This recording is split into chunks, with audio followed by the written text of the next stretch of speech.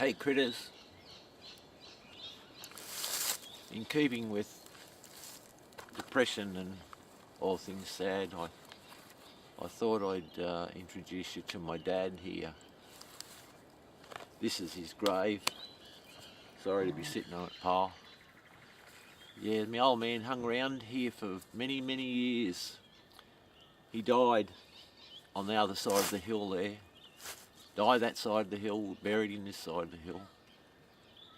Wanted to be buried over there under a tree, but there's a huge big rock shelf there, and when the backhoe started to dig the hole, they had to sack it and dig it over here because there was too much rock there.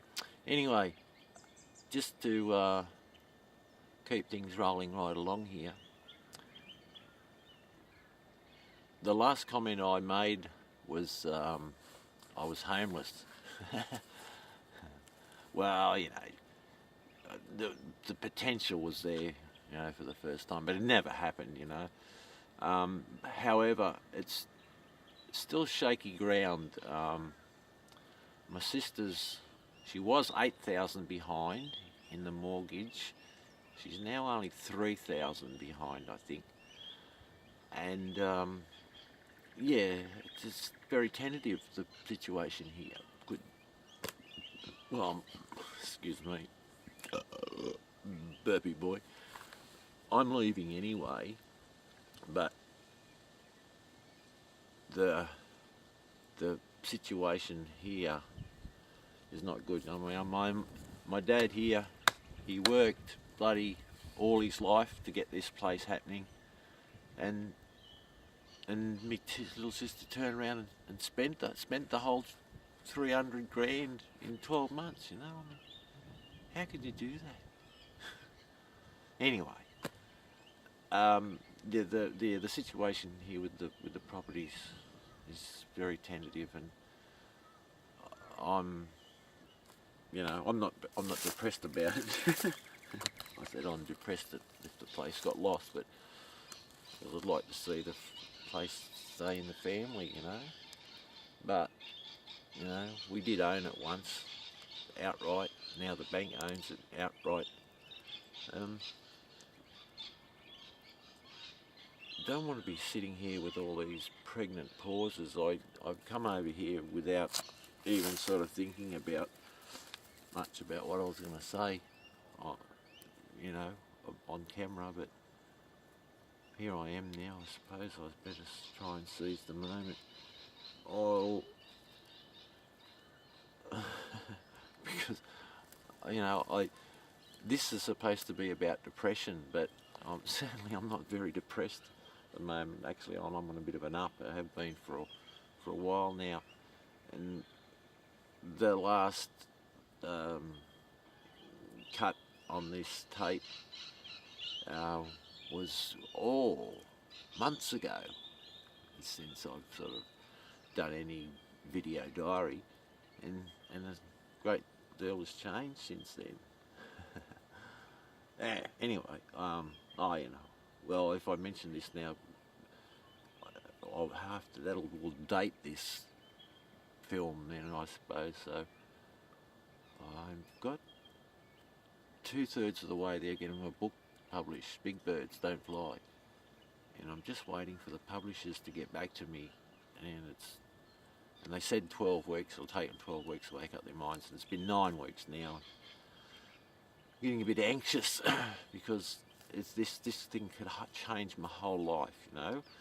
And here I'm, you know, a couple of months ago, misery guts, the world's fallen down around my feet, I'm homeless, blah blah blah blah, and you know, as it turns out, the cosmos, you know, intervenes and, you know, makes it all right. It's all good. However, knowing the biorhythms and how the roller coaster of emotions works, we'll have to consider that I'm on a peak at the moment and another trough's coming. As per tic tac. My little flavoured mints keep me help keep me sane, these things do. Where I go, saying again. Just got to be very wary of saying that. I've got to be very clear and concise and precise with my diction and comprehension and grammar. Okay, so here I am in the middle of the paddock on my dad's grave talking to you. I'm glad that there's no neighbours around here. I'd be sitting going, mad, mad, mad. You know, I hear a car off in the distance somewhere. Sound travels very, very well here. Which is another thing about sitting in the paddock being mad. I'm quite sure that the neighbours up on that hill over there, if they went out and sat in the porch and listened real closely, they could probably hear me saying the wind's going that way, yeah. Old Roofy over here, the neighbour this side, the mad Scotsman, he's a bray brick neck to neck. He's quite hermity / person, and funny enough, he's designed half of Port Macquarie. The main streets, Hoddle Street, and all the decor of the town is all attributed to him. He's given Port Macquarie a big facelift, and no doubt old government council will be whacking up with those big fat checks that he gets all the time, because he is a landscape draftsman or something like that, you know, engineering type person that does town planning and the like. Then, enough of him. Let's get back to me. And my non-depression. It's not, it's not good to be down and out all the time, but you don't know what it's like to even, well, some would know what it's like, other depressives would know what it's like to, before you even wake up, you're in a lucid sleep state, and you're dreading, oh no, not another day to get through, please, help me if I've got no bloody substances or chemicals or abusive products to put into my / our bodies, in order to cope.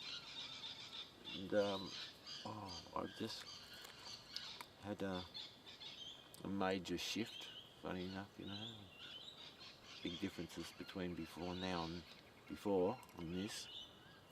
I've got a bit of a break. 3 weeks, cold turkey, incredible. I couldn't believe I did it. My little mate Kylie was my inspiration for that. I told her this, and she was. She said, I've done it, and I thought, well, if she can do it, I can give it a try. And ask and the universe provides, ask for strength, and some strength moved in. And I had a terrible time, but you expect that, wherever there's growth, there's pain and suffering. It's just goes with the territory. And in keeping with more my Buddhist philosophy and ideology, it's the cornerstone of Buddhist ideology is where there's the whole life is pain, suffering and desire.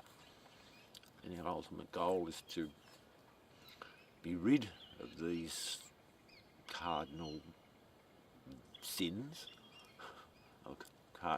this cardinal morality, and break through, to become a little bit more at peace, inner peace, and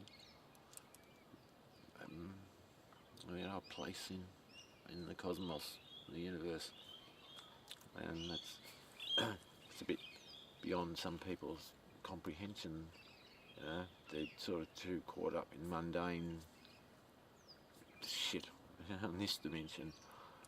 And of course, our depression is a part and parcel of that this whole dimension, this madness that we call life.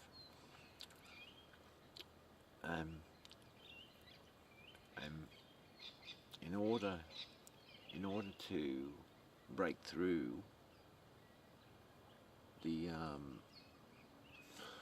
madness and depression, depression / madness, is some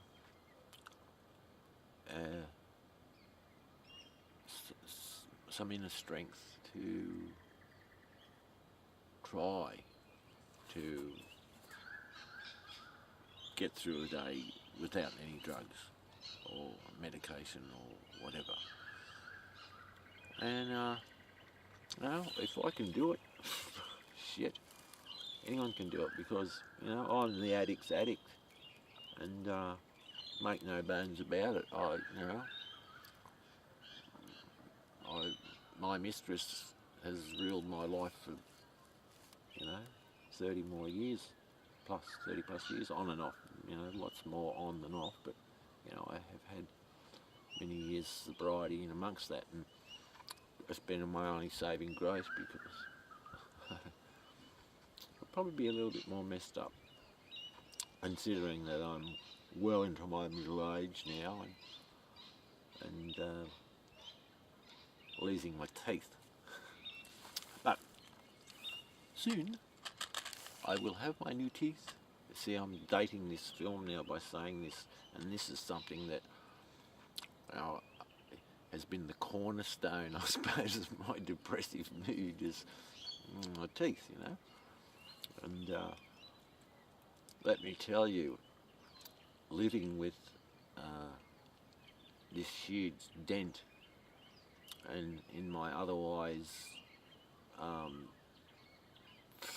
what can I say, imperfect life is, oh shit. Anyway, this whole depression thing has been about my teeth, a lot of it, and very soon I will have new tongue. I'll have the grill, get the mad gold teeth and that put in, fill these gaps here, and then I'll have a hell of a lot more confidence back, and I might even, finish off the last of the Tic Tac. I might even get round to doing that stand-up gig at particularly RSL that I've been promising Johnny Walker for about 4 or 5 years now. Every year I write him letters and I say, sorry John, still depressed mate, can't come down, because he runs the whole show there at the RSL club. I met him many years ago, and he straight away said, oh look, you got to come here and do your stuff, because he initially met me as a writer and a poet, He said, oh, come on stage and read some of your poetry and that. And I said, oh yeah, I can do that. And then I started down the track, I sort of thought, no, I could stand up. This is my one chance I could stand up and see if I can get a bit of laugh out of people while I'm at it, under the guise of being, a poet there. I'm not there to tell jokes, I'm there to read poetry. If I get a few laughs, well, good. So, yeah, if this is all how my confidence gets to the point where, of what confidence, might get my smile and some teeth, I get up there and I'll give that a crack. And who knows what will come from it. Find myself a girlfriend or a wife, which is something I'm very conscious of lately. I've been writing to Kylie, dangling the idea, I repeat, of a possible relationship between us. And like I said, I'm treading very carefully, not plunging into this. I'm just dangling the idea, and that's something that would get me certainly out of my depressive state. But she's another Aries too, and I think she's a Pisces moon like me. I go, oh God, if she, it would freak me out if she is. I'm just waiting for a reply back from her to see what a moon sign is, but I'm pretty sure it is moon, and that's uncanny, you know, because like, you know, Aries with a Pisces moon is quite a dichotomy of existence between suns, you know, your sun sign and your moon sign. Is, like I say, diametrically opposed, but that's it. That's the nature of the subconscious, you know. Anyway, where was I? I was talking about my teeth and depression. Yeah, yeah. Well, lots of things will make me very. Well, I'll say, what have I got to be fucking depressed about, you idiot? You know, I've got money in the bank. I've got, well, my house has got a roof over my head, a tentative roof, but a roof nonetheless. There's the girl, the potential of the girl, and when I go overseas, me old mate Tom, he might even have me a bride lined up. Well, chances are he will, because I asked him to find me one, and you know, out of 10 million people in the city, he's sure enough to find me 100 instead of one. But we'll see. Yeah, so some things to look forward to, you know, like a teeth, relationship, new house, new home, not a new home, well, you know, somewhere else to live, and a book, you know. So I've got to have a full plate, I hope. You know, I'm not, you know, I'm not banking on this book business, but boy, really, truth be known, I am, you know, I far out. It could change my whole world, you know, instantly like that, you know. And then I can fucking thumb my nose at all of these pricks around here in this shire that have fucking run me down for the last 22 years and given me shit and all the rest, you know. I'll get the last laugh. He who laughs last, laughs last. No, he who laughs last, laughs longest. And I want that. I want to be the last laugher. Anyway, that and like, no, let's not sort of be concerned about finance with this, but you know, I'll get some money for doing this, and then of course, then I could do a sequel because I've got enough there, and the play, and I mean, there's lots of writing I can do, you know. But I just need this initial leg up, you know. Oh God, Alan and Unwin, Liz Kroger is her name. She's the submissions editor. Please, Liz, help me. Come to my aid.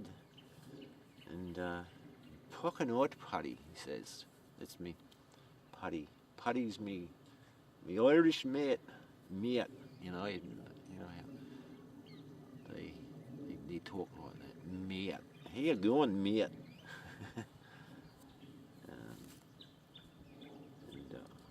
We'll talk about Paddy. Paddy the Irishman. I might do the character sometime a bit more. And of course then there's Pick is the Afrikaner. Afrikaners, see? And you can't even tell he's got an accent. And there's Iman, the Rastafarian. Iman, what you saying down there? He's another one. He's another character. I'll dig these people up sometime for you and rattle them off.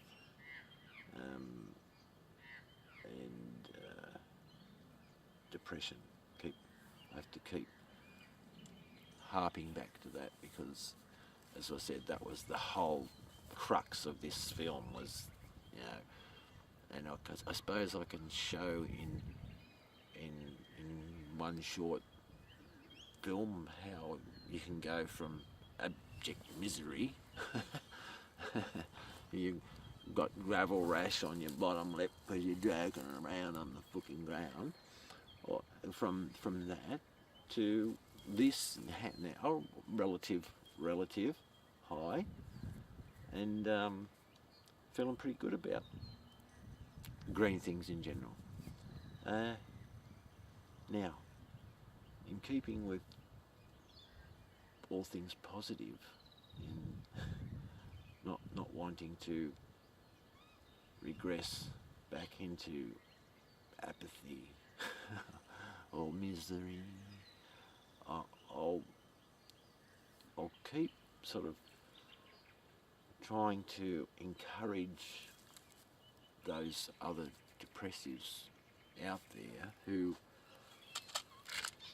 are really struggling. You know, I mean, God, I'm one of you. I'm one of you. You know, I just fortunately I've got the tools to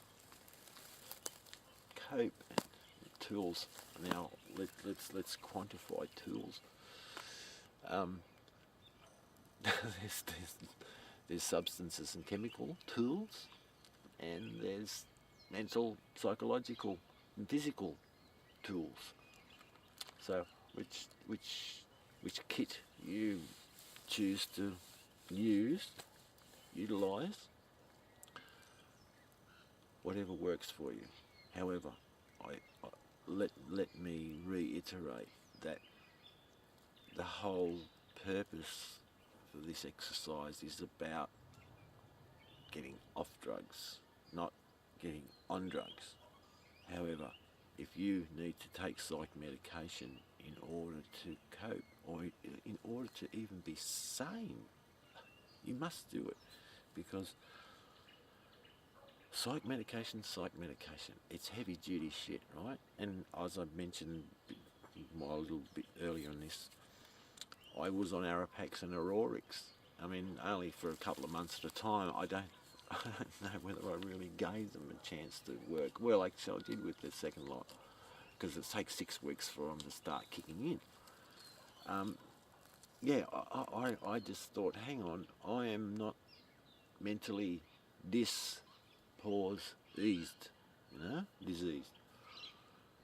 And I don't want to take fucking psych drugs, because all it is an imbalance of chemicals in your brain, right? Now, at some point, the mind and the body heals itself, right? So, if you can cope with the mania, madness, for a period of weeks, couple of months, in order for your brain to reconnect with those synapses or whatever, in order for you to start utilising other parts of your brain to produce the chemicals, well, basically to produce more serotonin, because that is the singular most important hormone in our bodies, because that's the one that says, hey, I feel okay, forgetting all the other chemicals that our brain produces. I mean, this is a bloody chemical factory between our ears, literally, because we do produce dopamine, we do produce endorphin, we do produce adrenaline. These are very potent opiates. Opiates.